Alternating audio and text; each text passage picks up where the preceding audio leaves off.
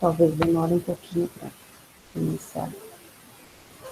Então, gente, boa tarde a todos. Estamos aqui na nossa aula 4 de Química Agrícola, né? E hoje, então, vamos corrigir os exercícios, né? E trabalhar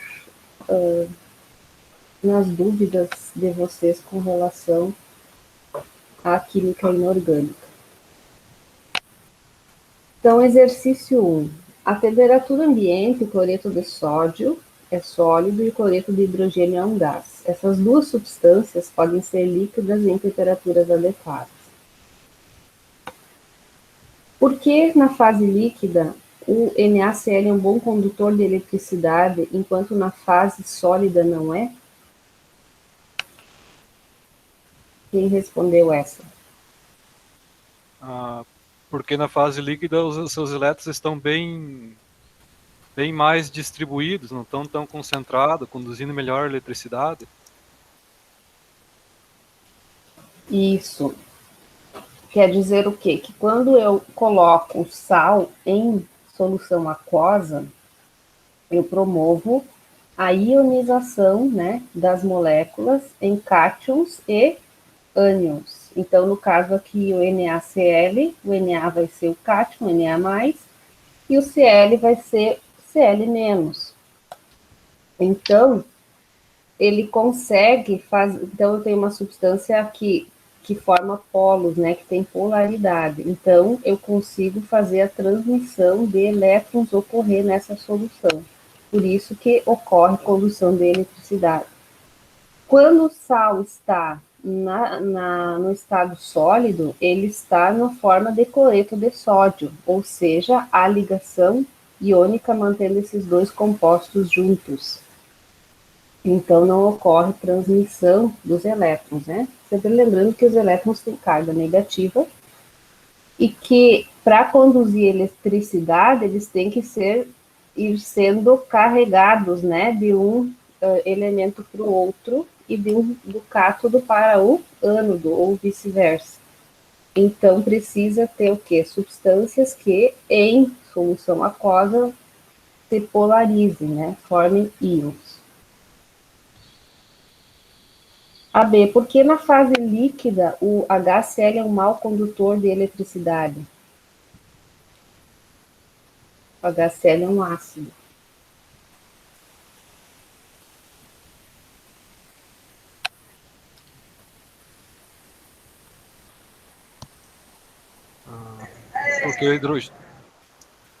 Porque o hidrogênio é um gás? Isso, porque, na verdade, quando eu tenho o HCl na fase líquida, eu estou falando dele na forma concentrada, tá? E aí, então, eu tenho que uma forte ligação covalente, no caso ali do ácido clorídrico, que impede a ionização, tá? Na forma que ele se apresenta, né? Líquido concentrado. Então, é a mesma coisa, só que o HCl aqui, o tipo de ligação que ele faz é uma ligação covalente, né? E na C, então, porque em solução aquosa ambos são bons condutores de calor. Quando eu diluo o ácido clorídrico em água, ele também se comporta como o cloreto de sódio, quando diluído em água. E a explicação, então, é a mesma que da letra A. Pode ir baixando aí, Diogo. Qual que é a concentração do gás carbônico na atmosfera tem aumentado nos últimos anos? Cite uma consequência ambiental desse fato. O que é uma consequência direta?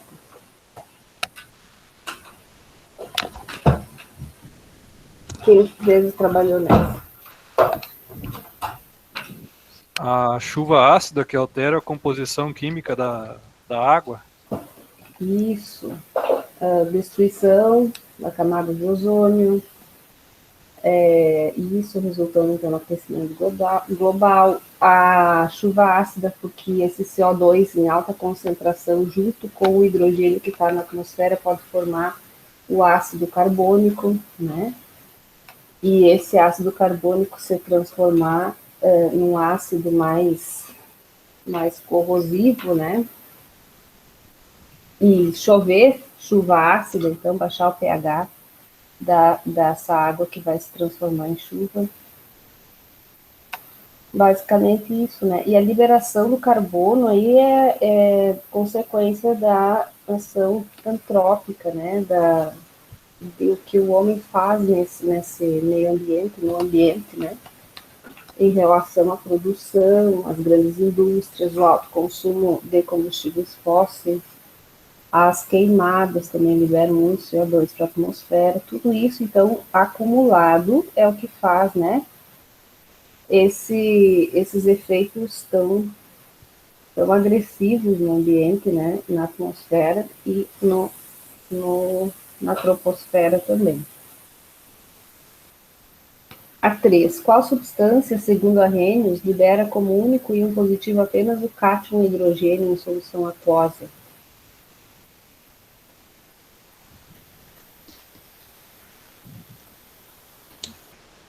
HNO3.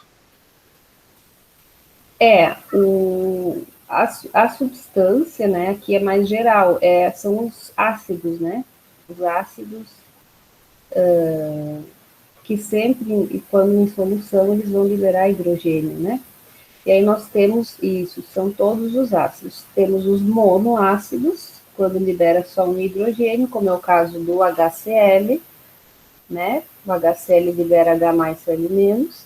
E também nós temos os diácidos, né? Como o H2SO4, que é o ácido sulfúrico, que vai liberar 2 hidrogênios. Né? Então depende quantos hidrogênios cada ácido desses tem na molécula.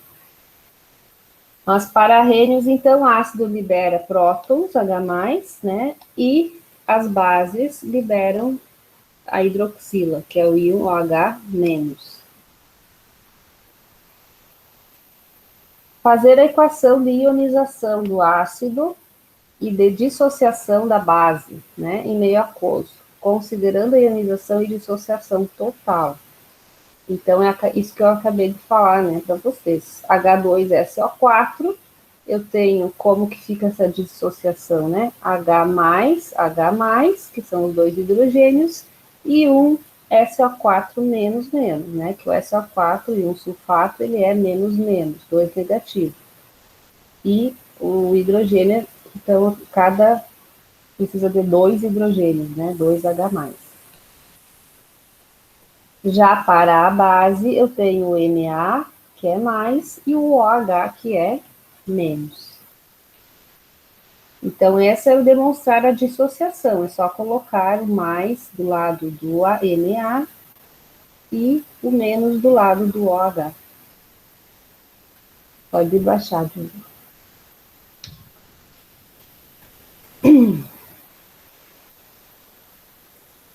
Nas cinzas estão presentes substâncias que, em contato com a água, promovem o aparecimento, entre outras, das substâncias conhecidas como hidróxido de potássio e hidróxido de sódio. Escreva a fórmula que representa cada uma dessas duas substâncias. Então, os hidróxidos, né, como eu falei na aula lá, eles são mais fáceis de fazer a nomenclatura do que os ácidos, né? Então, como é que fica o hidróxido de potássio?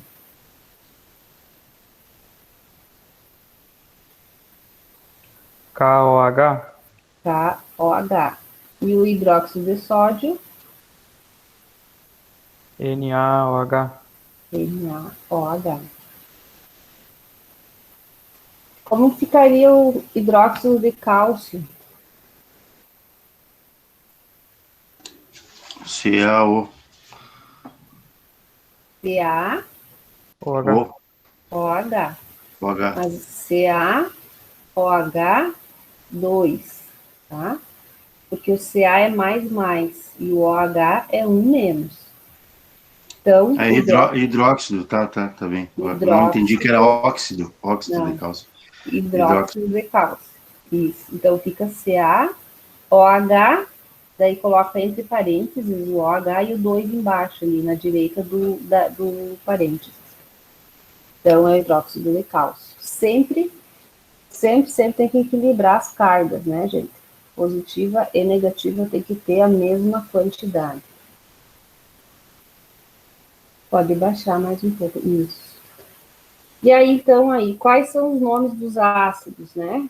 Aí, tudo ácido. E aí, tem que fazer aquela regrinha, né?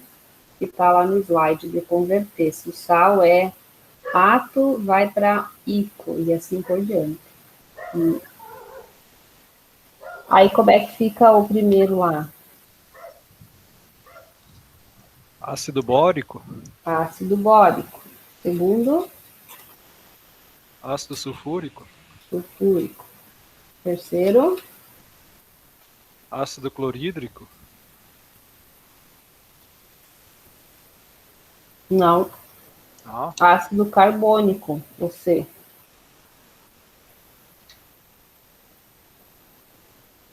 A D, ácido nitroso. A E, Ácido nítrico. A F, ácido clorídrico, ali sim, anticlorídrico. No próximo, ácido fosforoso. O próximo, Ácido Fosfórico. fosfórico. Próximo, ácido cloroso. E o próximo, Clórico. clórico. Ácido bromídrico. E ácido H2S sulfídrico. Ou sulfeto de hidrogênio. Também se aceita, né? Falar assim, mas é o sulfídrico. Então, craque já no nome dos ácidos. Pode baixar aí o. Escreva a fórmula dos sais. Cloreto férrico. Fe. Cl3. Carbonato de cobre. CuCO3, Sulfato áurico. Áurico é de ouro, né? AuSO4. Fosfato de chumbo 2.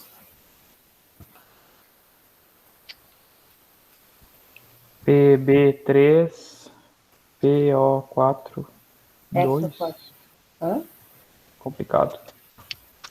PB3, PO4, aí entre parênteses, daí um 2. Daí. Não, é é fosfato PO3, tá certo. Deixa eu, agora eu vou confundir com sulfato. Tá certo. Bicarbonato de sódio.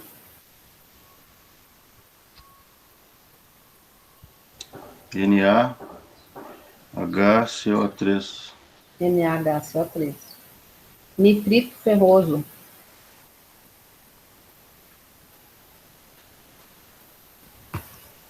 FeNO3. FeNO3. E clorito plúmbico.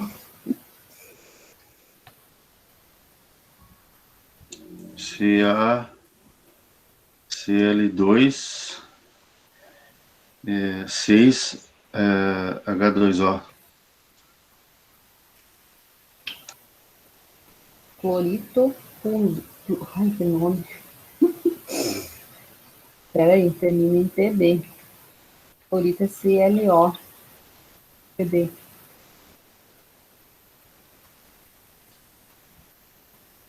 É isso aí. LOCD. Ok. Agora, questão 8. Professora, eu estou em dúvidas, com várias dúvidas. Porque estava corrigindo com o gabarito que a senhora enviou e tem algumas divergências. Qual? Quais que são divergentes? O carbonato de cobre? O nitrito ferroso. O nitrito ferroso é NO. 2, entre parênteses, e 2 fora. NO2. É FeNO2, entre parênteses, e 2 fora. Acho, pelo que tava lá. E o carbonato de cobre tinha Cu2, CO3. Esse aqui é o nitrito ferroso, tá? Porque o ferro, ele pode ser nitrato e nitrito. Até eu confundo sempre esses dois. O nitrato é o NO3 e o nitrito é o NO2, tá? Então, o ferro, ele é 2 mais ou 3 mais. Ele tem essa dupla capacidade de fazer ligações, tá? Como é que é ali o público ali? Não peguei bem como é que é bem certo, pessoal. Já vai. Então, aqui, ó, esse ferro, para fazer ligação com o NO2 é um menos, tá? E o ferro, nesse caso aqui, é o 2 mais, que é o ferroso. Então, eu preciso de 2 NO2 para cada ferro, por isso que tem esse 2 atrás do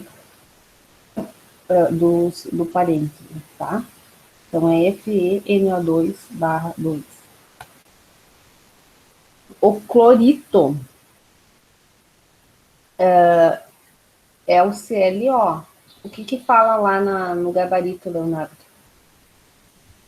Do clorito plúmbico. Tô abrindo aqui, já vou.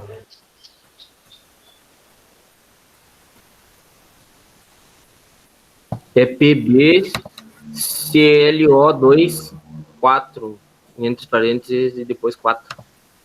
Pb, Pb, ClO. ClO2 e entre parênteses um 4. É isso. Então, é isso aqui.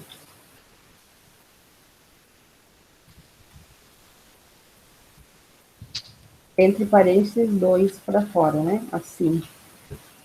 Pb, ClO, 2. O 4 tá fora do parênteses. O 4 aqui. Isso, é Pb, abre parênteses, ClO2, fecha parênteses, 4. Ah, aqui que eu tenho 2. Tá. Então, esse aqui é o clorito plúmbico, não consigo nem falar direito o nome. Vamos lá, é isso aí. E Então, o carbonato de cobre 1 também tava Cu2, CO3. Cu2, 2, CO, 3. carbonato de cobre. O cobre também é a mesma coisa que o ferro, tá? Ele pode fazer 2 ou 3 ligações. Pode ser 2 mais ou 3 mais. Quando eu fiz só Cu sem o 2. Aí depois com o gabarito eu corrigi, daí eu não sei como é que é. Não, tá certo esse aqui. Cu2, CO3.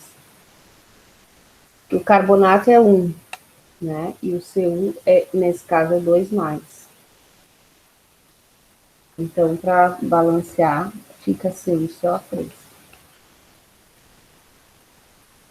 Então o gabarito tá certo ou tá errado? Tá certo. Tá certo. Tá, o que eu coloquei ali agora, que ele falou, né? É o que tá lá. É que as mensagens a gente não vai ver depois, assistir de novo, né, prof? Ele vai dar uma confusão na cabeça aqui. Não, A gente consegue ouvir, né? As mensagens, a gente não vê depois. Faz mensagem. O que tá escrevendo aqui no chat. Ah, sim, não, mas é o que tá lá no gabarito, né? É a mesma coisa. Se tiver mais alguma que eu tô achando que é de um jeito e no gabarito é de outro, vocês me falem, que daí eu na hora penso aqui e digo para vocês o que é o correto, tá? Então vamos lá, questão 8. Alguém de vocês quer ler?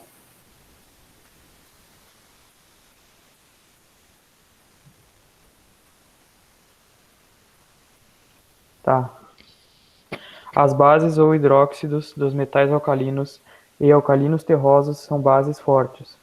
O ácido carbônico, H2CO3, é um ácido fraco, e o ácido clorídrico, HCl, é um ácido forte. Com essas informações, julgue os itens.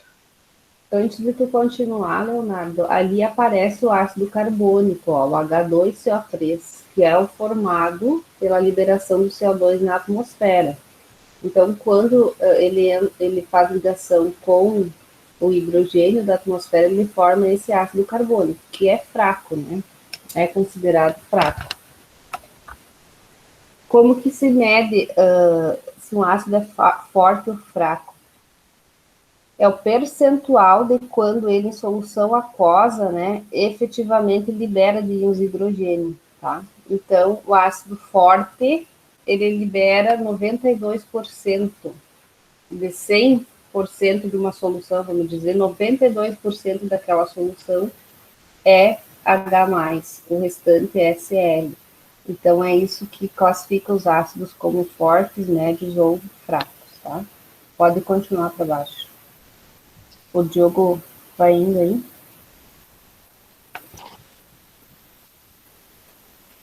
Pode continuar, Leonardo.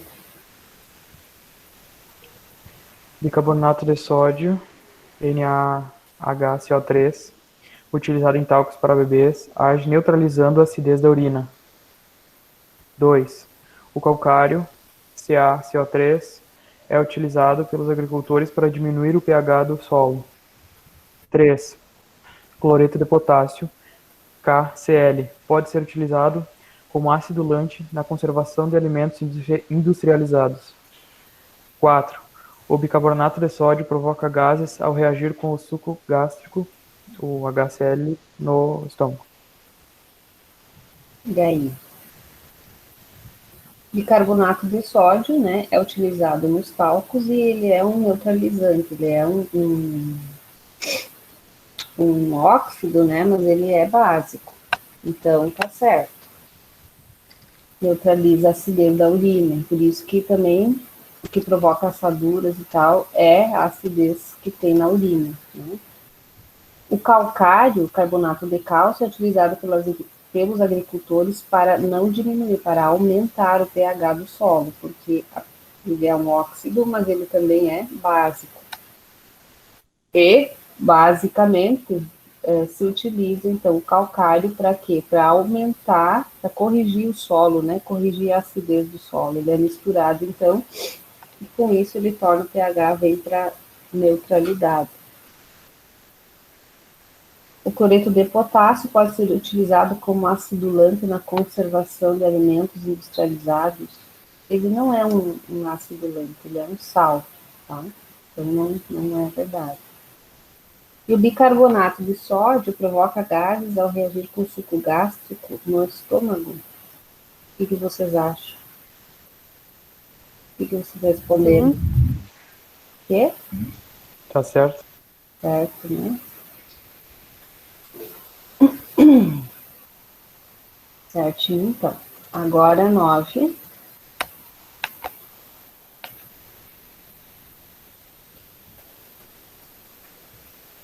Os nomes dos ácidos oxigenados abaixo são. Então, oxigenados por quê? Porque tem oxigênio na fórmula, né? Todos os 5 ácidos que aparecem aí, eles têm o oxigênio. Então, eles são ácidos oxigenados.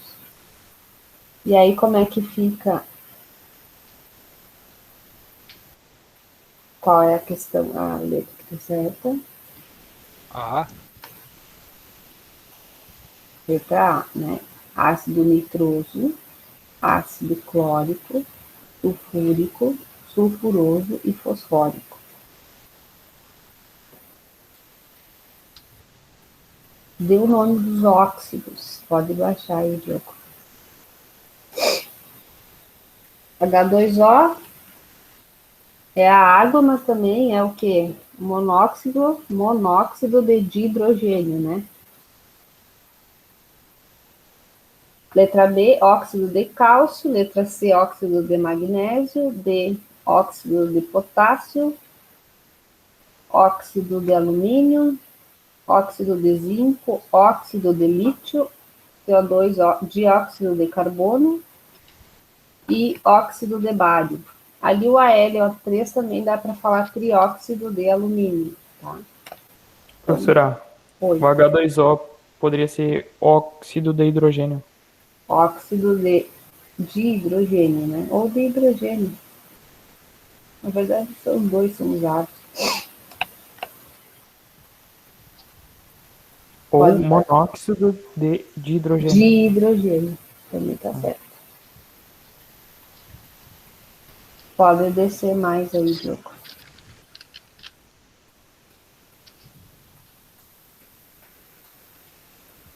Terminou? Eram 10? É. Ok, agora pode fechar. Fecha tudo daí. Fecha lá em cima e daí parar a apresentação. Onde é que vai? Lá no parar a apresentação que está aparecendo na tua tela. Né? Isso aí. Aprendeu mais uma hoje, viu? Que legal. Aprendendo e vivendo. Isso aí. Cada dia melhor. Cada dia, todos os aspectos, estamos cada vez melhor. Tem que falar isso muitas vezes no dia pra gente mesmo.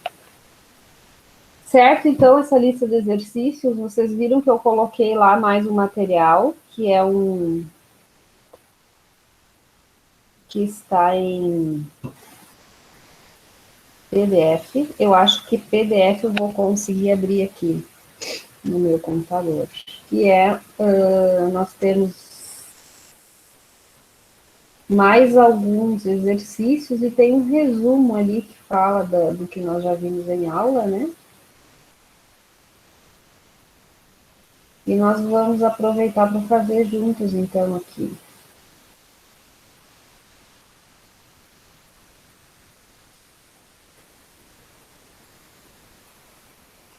Tem exemplos.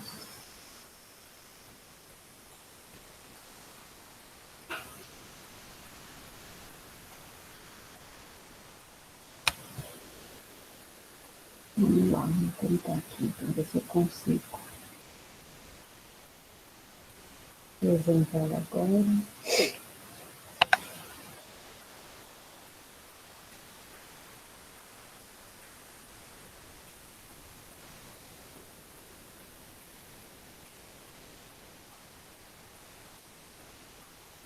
Estão vendo aí?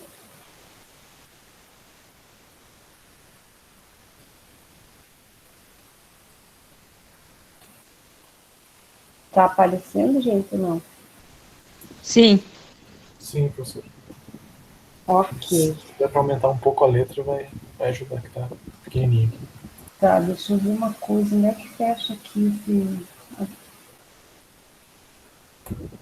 Naquela setinha ali. É aqui, né? Melhorou? Melhorou. Tá. Então, esse aqui eu vou lendo e vamos trabalhando no conjunto, então. Essa primeira questão é uma questão que eu não estou mais trabalhando, mas nas turmas anteriores eu trabalhava a questão de configuração e distribuição eletrônica. Mas isso já não faz mais parte do currículo. Então, aqui falo que o Sol participa do ciclo da água, pois além de aquecer a superfície da Terra, dando origem aos ventos, provoca a evaporação da água dos rios, lagos e mares. O vapor da água, ao se resfriar, condensa-se em minúsculas gotículas que se agrupam formando as nuvens, neblinas ou névoas úmidas. As nuvens podem ser levadas pelos ventos de uma região para outra. Com a condensação e em seguida a chuva, a água volta à superfície da terra, caindo sobre o solo, rios, lagos e mares. Parte dessa água evapora, retornando à atmosfera. Outra parte escoa superficialmente ou infiltra-se no solo, indo alimentar rios e lagos. Esse processo é chamado de ciclo da água. É bem resumido esse tópico, né? Mas explica muito bem o ciclo da água.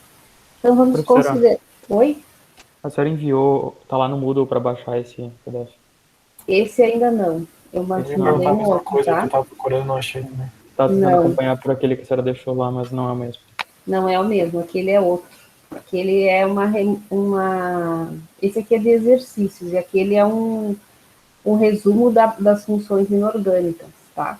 Mas A senhora esse vai aqui eu já mandar vou esse aí. colocar lá também, daqui a pouquinho. Uhum. Eu adicionei, eu esqueci de colocar esse. E era esse aqui que eu queria fazer com vocês. Mas depois eu já vou pôr esse aqui, tá?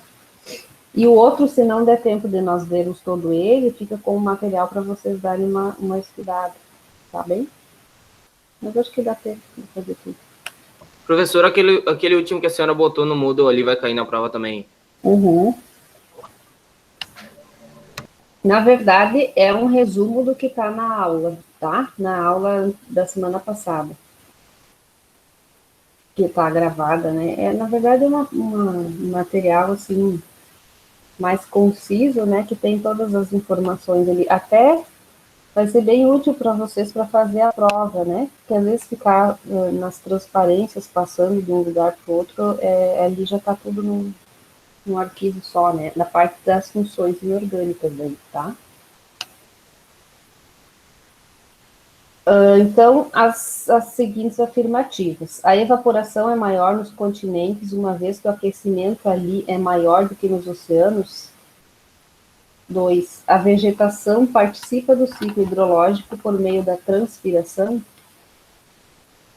O ciclo hidrológico condiciona processos que ocorrem na litosfera, na atmosfera e na biosfera.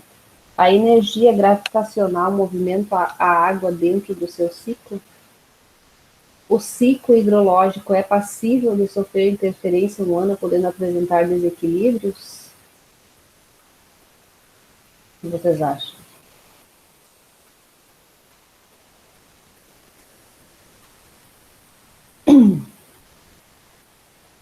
A 2, né? A 3, a 4 e a 5 estão corretos, né?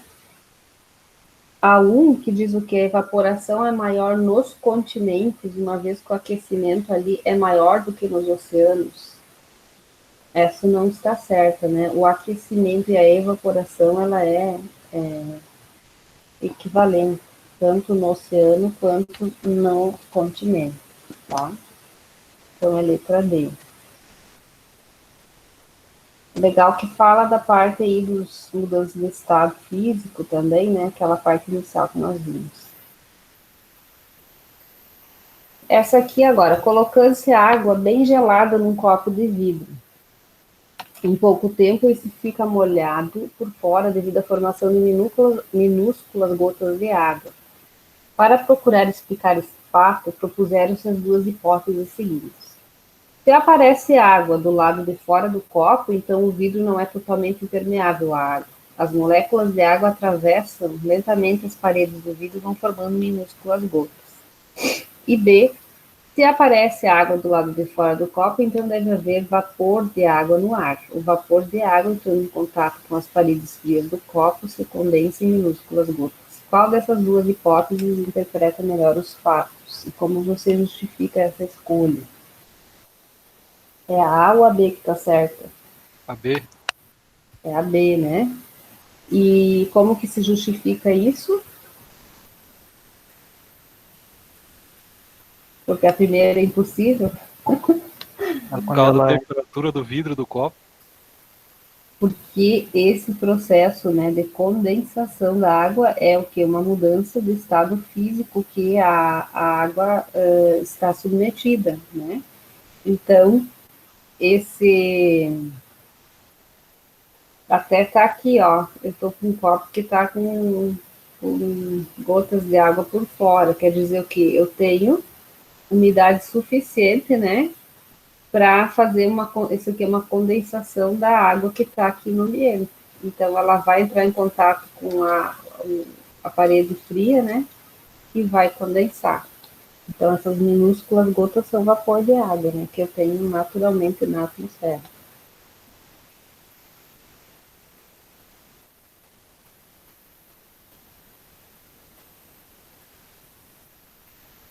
Aqui, então, a questão 4 de novo falando do ácido clorídrico puro, né? É um composto que conduz muito mal a eletricidade.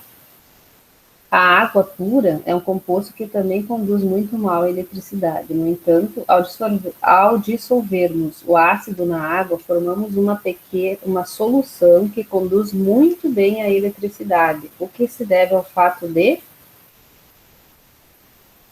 dissociação da água em H+ e OH-, ionização do HCl formando H3O+ e Cl-, transferência de elétrons da água para o HCl, transferência de elétrons do HCl para a água, reação de neutralização do hidrogênio da água com o Cl- do HCl. E daí, o que vocês me dizem?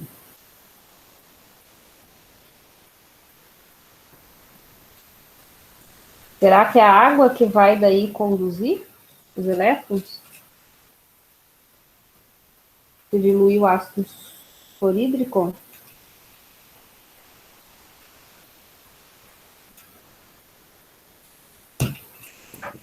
Letra B, professor. Igual o exercício que a senhora fez. Aí, vamos Ionização. saber. Ionização do HCl formando H3O+ e Cl-. O que eu quero falar e chamar a atenção aqui para vocês, que eu escrever H+ ou H3O+, eles são equivalentes, tá? São só a mesma, duas formas diferentes de demonstrar a mesma coisa.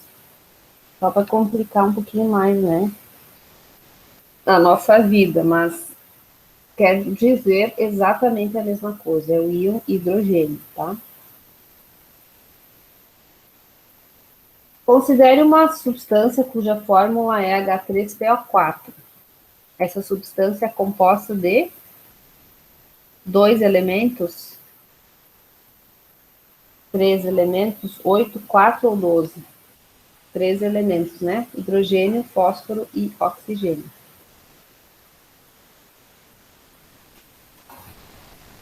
Qual das substâncias a seguir apresenta... As moléculas, aí seria 12, né?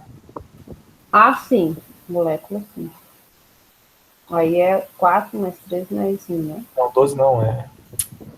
12 não. 4, 5, 6, 7, 8.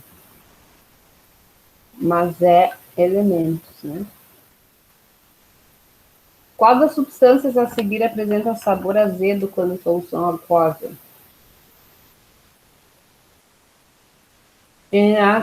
Na2S é um sal, NaCl é um sal, que é um óxido, o ácido, né, que é o HCl, isso aqui é a base. Então, sabor azedo é característica dos ácidos.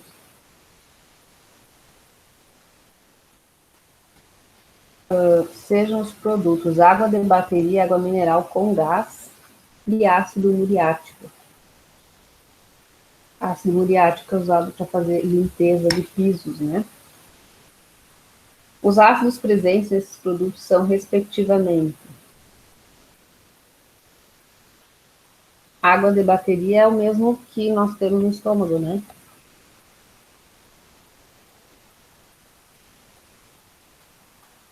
Ou será que não? O que tem na água de bateria? É o ácido sulfúrico, né? Ou clorídrico.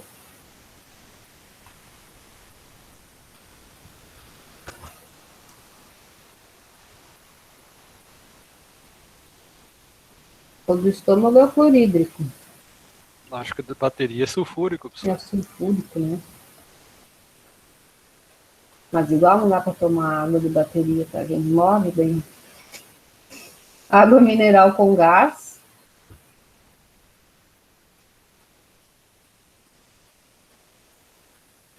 E ácido muriático. É o HCl, né? O ácido muriático. A água mineral H tem sulfato, fosfato, tem sulfato. Então, a letra I. É, carbonato. Letra E, então. Ácido sulfúrico, o carbonato de hidrogênio e o HCl. Letra I. O vinagre tem caráter ácido, pois nele encontraremos predominantemente o ácido acético, né? Então, vinagre e ácido acético são a mesma coisa.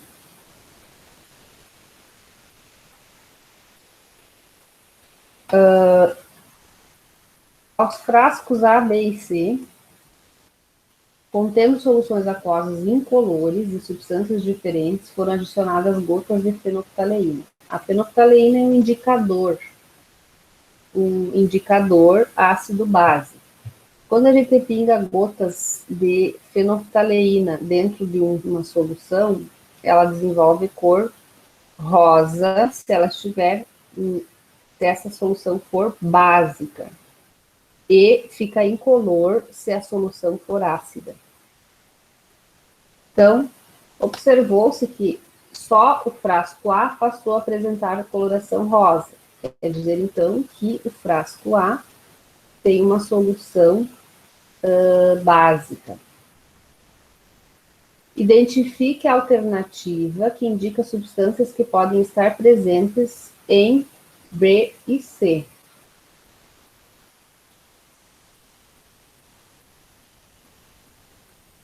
B e C, então, não apresentaram cor rosa, ficaram incolores. Então, eu tenho que ter um ácido no B e um ácido no C.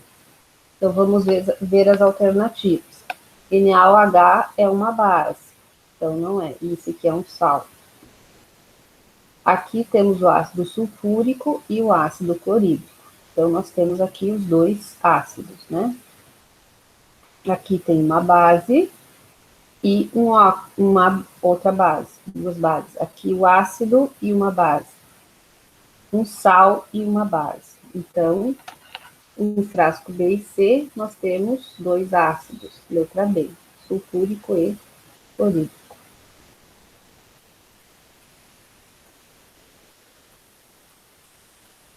E aqui, então, nós temos, indica a alternativa que apresenta somente diácidos. Diácidos é os que tem H2, né? E ela estava errada lá do meu tirei, tá, gente? O exercício. Então, vocês vão corrigir esse H3PO3 aqui, é H2PO3. E daí fica a letra C, mas precisa arrumar isso aí, tá?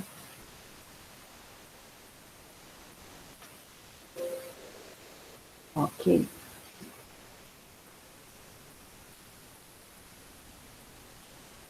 Entenderam, gente? São fáceis os exercícios, né?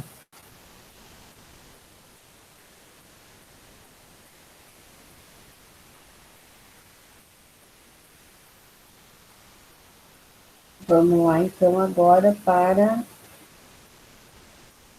esse aqui, que é das funções inorgânicas.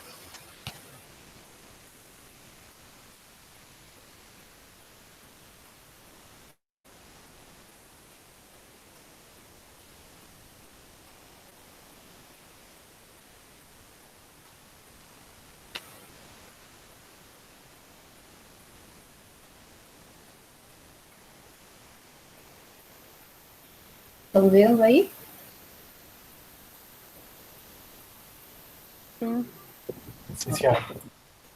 Então, funções inorgânicas, ácidos, bases, sais e óxidos. Aqui, então, a teoria de Arrhenius, que é o quê? Que o ácido sempre vai liberar o próton, né? Que é chamado de cátion, íon H+. A classificação, então, quanto ao número de hidrogênios, se é mono, di ou triácidos, né? E assim por diante, aqui nós temos o H3PO3, o H, né, que são ionizam 3, os di que liberam 2,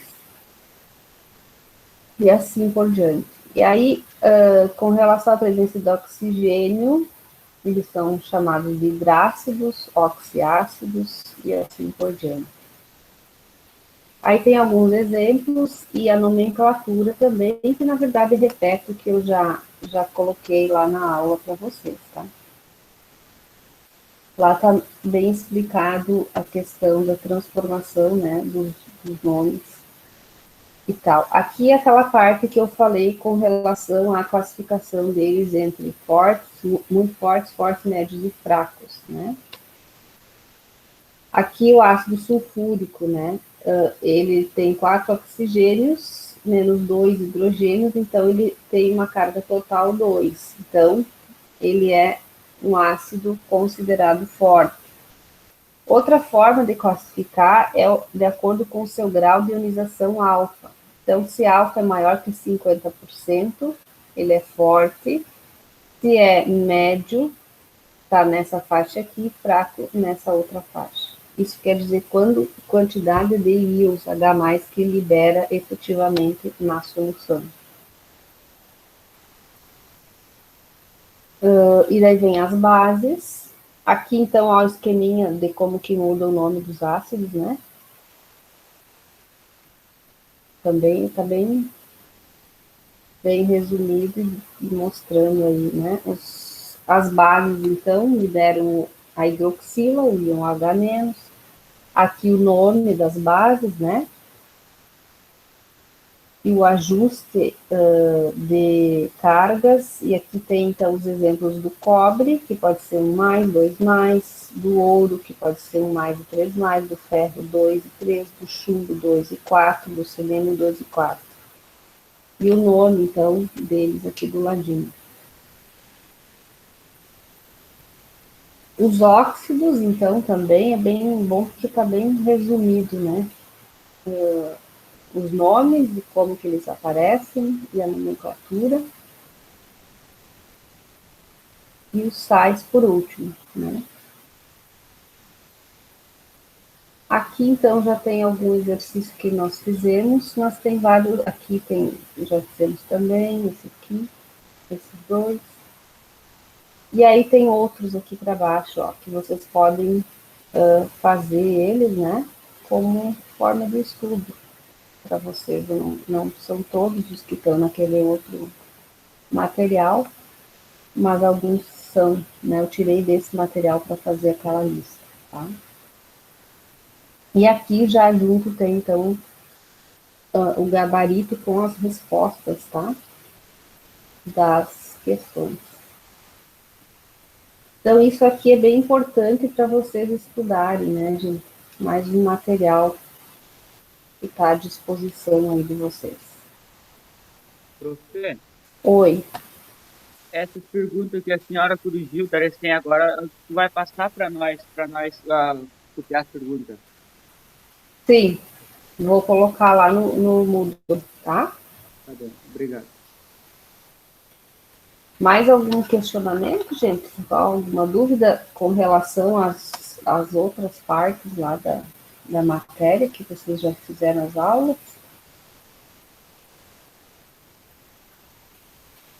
Com relação à prova, eu costumo fazer aí 10 questões, tá? De pesos iguais e que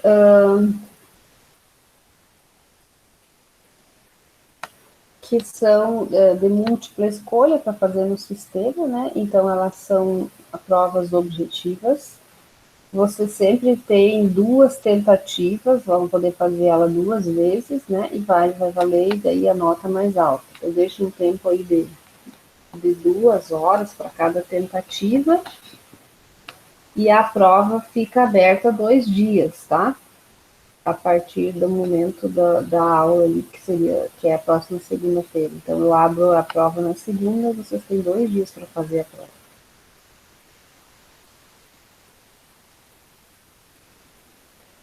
Bem tranquilo.